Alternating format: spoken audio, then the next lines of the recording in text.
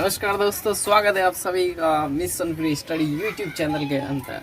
और आज हमारा जो चैप्टर रहने वाला है क्लास 8 के अंदर, वो रहने वाला है चतुर्भुजों को समझना।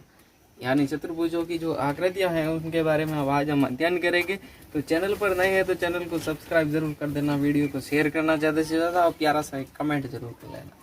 देखो, चतुर्भुजों को समझना। और ये प्रश्नावली है, प्रश्नावली 3.1।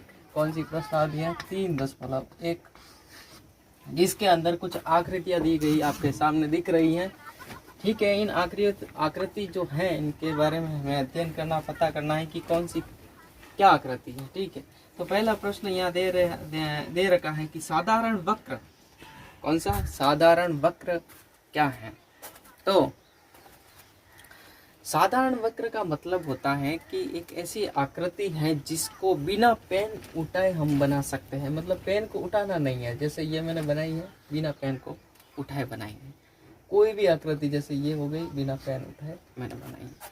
तो ऐसी आकृति जिसे मैं बिना पेन को उठाकर बना सकता हूँ, वो साधारण वक्र है। तो इसमें से देखो, ये वाली जो आकृति है वो मैं बिना पेन को उठा के बना सकता हूँ। ठीक है, ये 1 नंबर आकृति, इसको मैं बिना पेन उठाए बना सकता हूँ, तो ये साधारण वक्र हो गई। दूसरी, ये भी मैं बिना पेन उठाए बना सकता हूँ, तो ये भी हो गई। और ये मैं बिना पेन उठाए बना सकता हूँ क्या? ये देखो, पहले मैं ये, मेरे को ये बनानी पड़ेगी पहले, सबसे पहले, फिर सेकेंड बार मेरे को ये बनानी पड़ेगी। यानी पहले वाले जो अंदर वाला भाग है, इसको बनाने के लिए मेरे को पेन नहीं उठाना पड़ रहा है, लेकिन जो बाहर वाली आकृति है इसको बनाने के लिए मेरे को पेन को उठाना पड़ रहा है। इसका मतलब ये साधारण वक्र नहीं है। ठीक है, उधर देखो, ये आकृति बनाने के लिए भी मेरे को पेन को उठाना पड़ेगा और ये भी नहीं है। ये देखो, इसको बनाने के लिए मेरे को पेन उठाने की ज़रूरत नहीं है, यानी इसको मैं आराम से बना सकता हूँ बिना पेन को उठाए। ये देखो, समझ रहे हो? इसका मतलब ये भी साधारण वक्र है। क्या इसको मैं बिना पेन उठाए बना सकता हूँ? बिल्कुल, इसको मैं बिना पेन उठाए बना सकता हूँ। तो ये भी क्या है? साधारण वक्र है। चलो इसको देखते हैं। हाँ, ये भी मैं बिना पेन को उठाए बना सकता हूँ। ये देखो, आराम से, बिल्कुल। तो ये भी क्या है? ये भी साधारण वक्र है। क्या इसको मैं बिना पेन उठाए बना सकता हूँ? नहीं, पॉसिबल नहीं है, क्योंकि पहले मैं इसको बनाऊंगा, फिर मैं इसको बनाऊंगा, और फिर मैंने बीच में लाइन की जरूरत, तो नहीं, ये पॉसिबल नहीं है। तो साधारण वक्र के अंदर कौन कौन सी आकृति आएगी? एक तो पहली, एक दूसरी, और एक पांचवी, और एक छठी, और एक सातवीं। तो ये साधारण वक्र के अंदर कुछ आकृतियां आएगी। अब साधारण बंद वक्र, यानी साधारण यानी बिना पेन उठाए बनानी तो है, दूसरी बात बंद भी होनी चाहिए। ये बंद है कि नहीं है? ये बंद है, ये भी बंद है, ये भी बंद है, ये भी बंद है, और ये भी बंद है। इसका मतलब जो इसके अंदर जो आकृतियां आई है वो कि वो इसके अंदर आई। तो पहली, दूसरी, और पांचवी, छठी, और सातवीं। ठीक है, जो इसके अंदर थी वो कि वो जो साधारण वक्र के अंदर थी, वो कि वो साधारण बंद वक्र के अंदर आई है। मेरे को एक बात बताओ, अभी तक का जो सेशन है वो आपको समझ में आ रहा होगा अच्छे से? देखो, साधारण बंद वक्र का मतलब क्या होता है? मतलब केवल साधारण वक्र समझो आप। साधारण वक्र का मतलब है, जैसे मैं एक लाइन खींच रहा हूँ, तो बिना उठाए मैं खींच ली ना, जैसे ये पेन है, इसको बिना उठाए मैंने ये खींच ली, तो ये क्या है? साधारण। तो साधारण वक्र का मतलब तो होता है, जैसे मैं कोई बड़ी ये आकृति मैंने बनाई है, तो ये साधारण वक्र के अंदर आई, क्योंकि मैंने बिना पेन उठाए इसको बना ली। अब मैं एक आकृति ऐसी बनाता हूँ, जैसे मैंने ये ये बनाई, बिना पेन उठाए बना ली, मान लो, लेकिन इसके अंदर अब मेरे को विकर्ण बनाने के लिए पेन को उठाना पड़ा, तो फिर ये साधारण वक्र नहीं रहेगी, ये साधारण वक्र नहीं रहेगी। साधारण वक्र का मतलब होता है कि आपको पेन को उठाना नहीं है और फिर वो आकृति बन जाए। अब बहुभुज, जिसके अंदर बहुत सारी भुजाएं हैं, बहुभुज। तो बहुभुज के अंदर देखो, 1 भुजा, 2 भुजा, 3 भुजा, 4 भुजा, 5 भुजा, तो ये भी बहुभुज के अंदर है। इसके अंदर भी 4 भुजा, ये भी बहुभुज के अंदर है। और ये कोई आकृति नहीं है, मैंने ऐसे ही समझाने के लिए बनाई थी। इसके अंदर कोई भुजा नहीं है, इसके अंदर भी कोई भुजा नहीं है, इसके अंदर नहीं है और उसके अंदर भी नहीं है। तो बहुभुज के अंदर होगी एक तो पहली और एक दूसरी, एक तो पहली और एक दूसरी, ये ध्यान रखना, ठीक है। तो इसके अंदर बहुत सारी भुजाएं होनी चाहिए।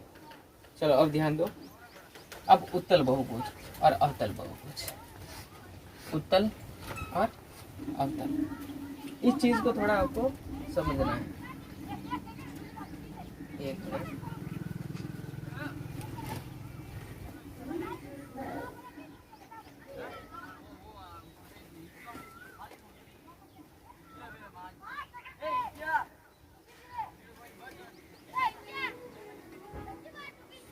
देखो उत्तल और अवतल, अवतल बहुभुज और उत्तल बहुभुज को समझेंगे। देखो अवतल का मतलब होता है कि, अवतल का मतलब है कि, पहले उत्तल समझ लो। उत्तल बहुभुज को समझने के लिए आपको देखना है कि आकृति के अंदर जो कोण है ना, वो 180 से कम बनना चाहिए, 180 से कम बनना चाहिए। तो ये कोण भी 100, जैसे एक त्रिभुज मान लेते हैं, अब त्रिभुज के तीनों कोणों का मान कितना होता है, 180 होता है। मतलब एक भी ऐसा कोण नहीं है जो 180 से ज़्यादा बने। तो ये भी कम होगा, ये भी देखो कम ही है 180 से, ये भी कम ही है, ये भी कम ही है।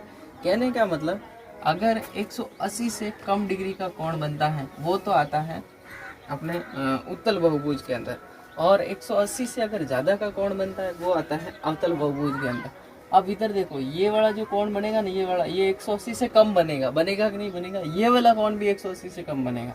ये देखो 90 का बन रहा है, ये भी 90 का बन रहा है, यानी बन रहा तो 180 से कम है। लेकिन जब हम यहाँ पर आते हैं ना, तो ये 180 से ज़्यादा का कोण बनता है, क्योंकि इसके जस्ट जो ऑपोजिट, जो बाहर वाला कोण है वो कम का बनेगा, लेकिन इसके जस्ट जो अंदर वाला भाग है वो तो ज़्यादा का बनेगा। इसलिए जो ये है ना, ये तो है उत्तल बहुभुज, और ये वाला जो है ना, ये है अवतल बहुभुज, ठीक है। ये आपको समझ में आया होगा। देखो अवतल का मतलब क्या हो गया कि आपकी कोई भी आकृति है, उसके अंदर जो कोण बन रहा है ना, वो कोण 180 डिग्री से मतलब ज़्यादा का बनेगा, ठीक है, अवतल के अंदर।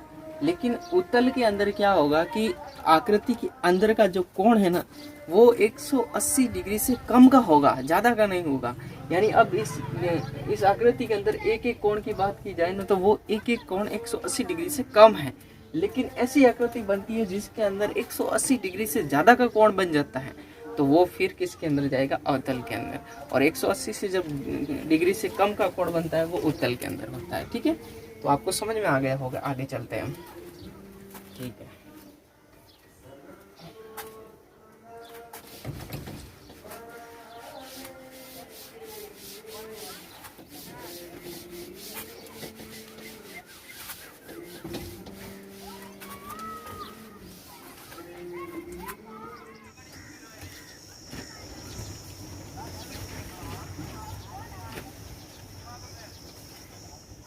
चलो अभी आपके सामने जो दूसरा प्रश्न मैं लेकर आ गया हूँ, समबहुभुज क्या है, ठीक है। अभी तक हमने समझ लिया उत्तल बहुभुज, अवतल बहुभुज समझ चुके हैं।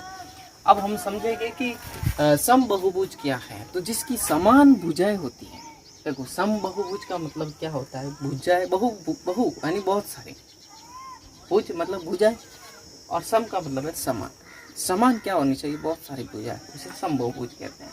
अब एक समबहुभुज का नाम बताइए। देखो जैसे जिसकी 3 भुजाएं होगी, यानी एक ऐसी आकृति जिसकी 3 भुजाएं समान है, ये मान लो, एक भुजा, 2 भुजा और 3 भुजा, यानी तीनों भुजाएं समान हो, उसको क्या बोलते हैं, समबाहु त्रिभुज बोलते हैं। क्या बोलते हैं, अरे बच्चा समबाहु त्रिभुज, क्या बोलेंगे, समबाहु त्रिभुज बोलेंगे। अब इधर ध्यान देना, 3 भुजाएं समान हो उसको समबाहु त्रिभुज तो बोलेंगे, लेकिन समबाहु त्रिभुज के अंदर जो प्रत्येक कोण बनेगा वो कितने डिग्री का बनेगा। सवाल मेरा आपसे ये है, आपने पढ़ा होगा 7वीं क्लास के अंदर, और 7वीं क्लास के अंदर दे रखा है कि अगर समबाहु त्रिभुज अगर है तो उसका बनने वाला प्रत्येक कोण 60 डिग्री का होगा। कितने डिग्री का होगा, 60 डिग्री का, प्रत्येक कोण 60 डिग्री का होगा। याद रखना, यहाँ अच्छी बात बता रहा हूँ। 4 भुजाएं हो तो उसको क्या बोलेंगे, उसको बोलेंगे चतुर्भुज। क्या बोलेंगे, चतुर्भुज। ध्यान रखना, 4 भुजाएं समान हो उसको चतुर्भुज बोलते हैं।